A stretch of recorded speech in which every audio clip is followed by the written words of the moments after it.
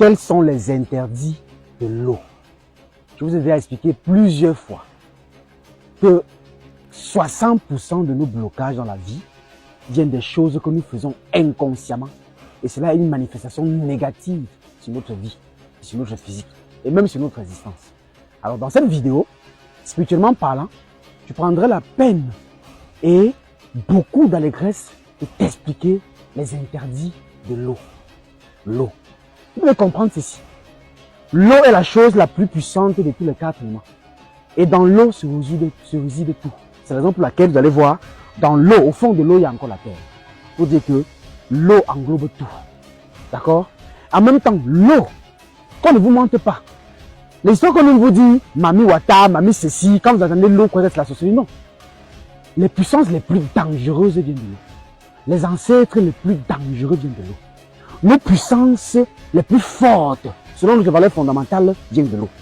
Et d'ailleurs même, nos choris viennent de l'eau. Il y a quoi que vous faites sans eau? Rien du tout. Vous allez remarquer que tous les bains que vous faites, c'est avec de l'eau. Tous les rituels d'initiatique, c'est avec de l'eau.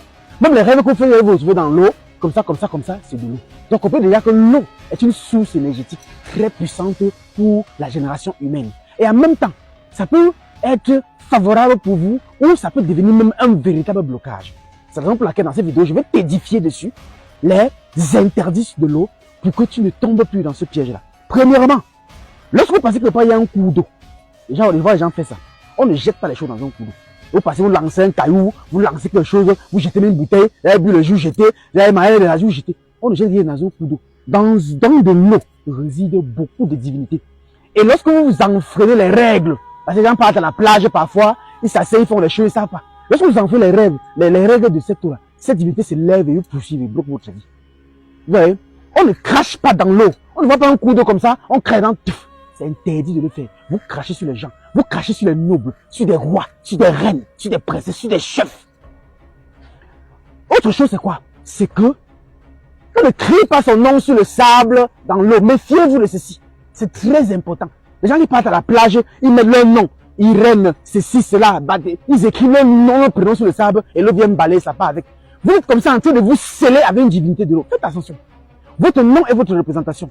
J'ai fait une vidéo où je parlais des noms. Je vous ai dit, le nom est la manifestation de la fonction. Vous voyez un peu? Alors c'est le nom qui définit qui tu es. Quand vous partez à la plage et que vous venez, vous écrivez votre... Parfois, je vois les gens qui partent même se sceller. C'est-à-dire, elle met son nom, elle met le nom de son conjoint, elle met un cœur.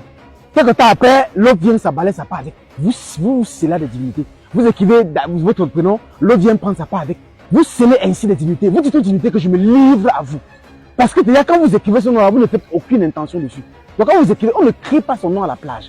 Je vous dis, l'Occident est venu nous abrutir. Et il faut que vous sortez de là.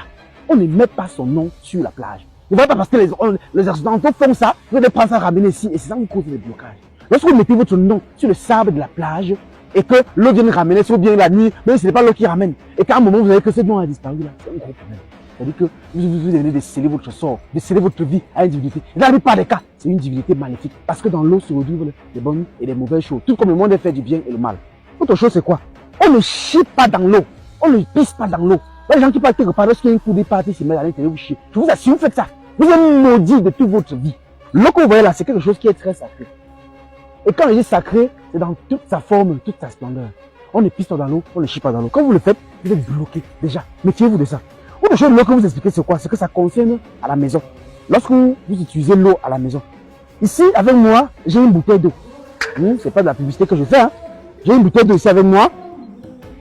Vous allez remarquer que cette bouteille d'eau, elle n'est pas remplie à flot. Vous voyez un peu? Parce que l'eau contient des divinités à l'intérieur qui doivent avoir les endroits où ils vont résider. Et l'eau est une source énergétique. L'eau peut vous guérir de beaucoup de choses. Et l'eau que vous pouvez vous nourrir tous les jours. Mais lorsque vous ne le vivez pas dans cette eau dans les contextes spirituels respectés, cette eau peut plutôt vous maudire. C'est la raison pour laquelle quand vous mettez de l'eau, vous voyez même des gens qui vendent de l'eau, parfois c'est à flot. Pourquoi? Parce que cet endroit-ci, ce livre-ci, ça laisse les divinités, les bénédictions de l'eau se résider là pour que ça vous donne quelque chose. Et quand on ouvre une bouteille d'eau, qu'on vient d'acheter, on ne boit pas directement, on verse toujours. Vous devez vivre en constante libation. Vous devez vivre en perpétuelle libation. Quand ce soit une bouteille d'eau que vous ouvrez comme ça, quand vous versez là, c'est pour dire quoi? C'est pour dire que retourne à la terre et redonne-moi. Parce que tout ce qui touche la terre doit s'évoluer. C'est pour dire que vous voulez recevoir cette eau-là à vie. Autre chose, c'est quoi maintenant? Lorsque vous mettez l'eau même chez vous au frigo, Quand vous voulez charger l'eau dans la bouteille, ne mettez pas l'eau pleine. Mettez toujours un peu d'espoir avant de gagner. Alors, autre chose maintenant que vous apprend, c'est quoi? C'est concernant service d'eau. Lorsque quelqu'un vous dit, serre-moi de l'eau, on ne sert pas de l'eau dans les mains d'une personne. L'eau est un élément de transfert d'énergie. On peut utiliser de l'eau pour vous vider comme pour vous charger. Lorsque quelqu'un tend son verre comme ça, vous venez servir de l'eau. C'est interdit de le faire. Ça ne se fait pas. Si une personne est maléfique, cette personne est maléfique, elle peut prendre cet instant-là et vous vider de toute votre énergie. Ou alors, cette personne se lie à vous et vous pourrissez la vie. L'eau, si vous voulez donner de l'eau à quelqu'un, vous arrêtez le verre, vous servez de l'eau, vous donnez à la personne. Bien entendu, le verre ne doit jamais être rempli. Tout ce qui consiste l'eau, que ce soit rituel ou à boire quoi que ce soit, ne mettez jamais le verre rempli. Laissez toujours comme ça pour nécessiter l'espace qui est en haut afin que les divinités, les bonnes énergies, les bonnes ondes de cette eau-là vous nourrissent. D'accord? Ou alors, soit vous servez comme ça dans votre main, vous mettez à la personne, soit vous déposez comme ça et vous servez. La personne porte son eau, elle boit. Mais ne servez jamais de l'eau entre les mains d'une personne. Alors, cette vidéo donc concernait les